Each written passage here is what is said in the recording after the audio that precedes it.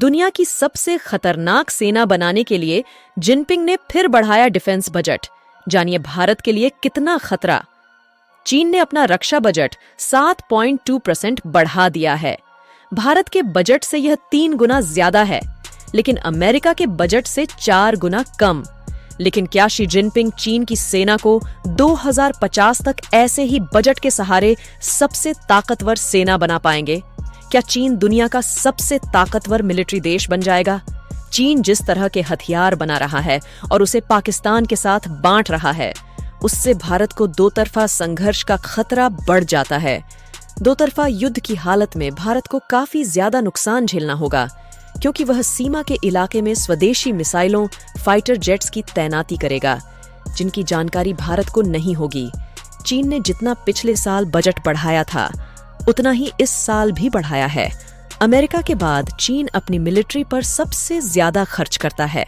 भारत के रक्षा बजट से वह तिगुना ज्यादा जरूर है, लेकिन अमेरिका चीन से 4 गुना ज्यादा है, यानी करीब 70 लाख करोड़ रुपए।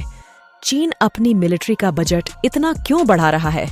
वजह है अमेरिका, ताइवान, जापान के साथ लगातार तनाव, हाईटेक मिलिट्री टेक्नोलॉजी शामिल करना, नए हथियार बनाना, अपनी तीनों सेनाओं को मजबूत करना, विमान वाहक पोतों की संख्या और परमाणु हथियारों की संख्या बढ़ाना।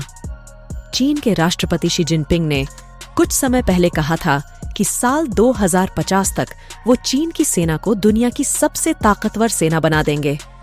इसके लिए वो स्वदेशी तकनीकों पर ध्यान दे रहे हैं। चीन अपने हथियार, विमान, युद्धपोत, मिसाइल, परमाणु हथियार सब कुछ खुद बना रहा है, किसी से खरीद नहीं रहा है। इंस्टीट्यूट ऑफ ग्लोबल कॉन्फ्लिक्ट के डायरेक्टर ताई मिंग चेंग ने कहा कि जिनपिंग अगर रक्षा आधुनिकीकरण करना है, रिफॉर्म्स लाने हैं, तो उन्हें ज्यादा स्रोतों की जरूरत पड़ेगी। चीन को जितना खर्च अपनी मिलिट्री पर करना है, वह वर्तमान बजट से 30 से 35 गुना राशि है, क्योंकि इसमें R&D, खरीदारी, पैरामिलिट्री और कोस्ट गार्ड का खर्चा शामिल नहीं है। चेंग ने कहा कि चीन 3 दशकों से रिसर्च एंड डेवलपमेंट के काम में लगा है। अब वह इनके आगे बढ़ रहा है। वह इससे आगे बढ़कर मिसाइल, फाइटर जेट्स और युद्धपोत बनाना एक अलग कदम है।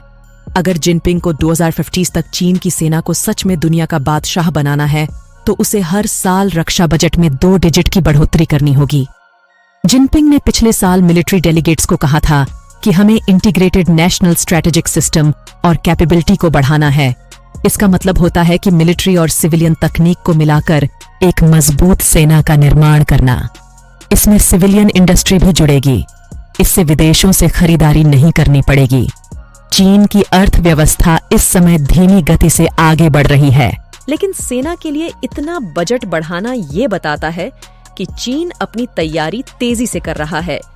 चीन ने साल 2021 में ही मिलिट्री इंडस्ट्रियल कॉम्प्लेक्स को अनुमति दी थी, उसे आगे बढ़ाने की बात कही थी। यहाँ पर हाई क्वालिटी के अधिक सटीकता और क्षमता वाले तेज गति के हथियार बनाए जा रहे हैं, वो भी बेहद कम दाम में। चीन के एयरफोर्स, मिसाइल फोर्स और रॉकेट फोर्स में हाल के 2 वर्षों में काफी ज्यादा भ्रष्टाचार के मामले सामने आने से यहाँ पर विकास का काम रुक गया। कई नेता और मिलिट्री ऑफिसर नजरबंद, सस्पेंड और जेल में हैं। लेकिन चीन लगातार अपना मिलिट्री इंडस्ट्रियल बेस बढ़ा रहा है, ताकि सस्ती मिसाइलें और सस्ते लेकिन मारक हथियार बना सके।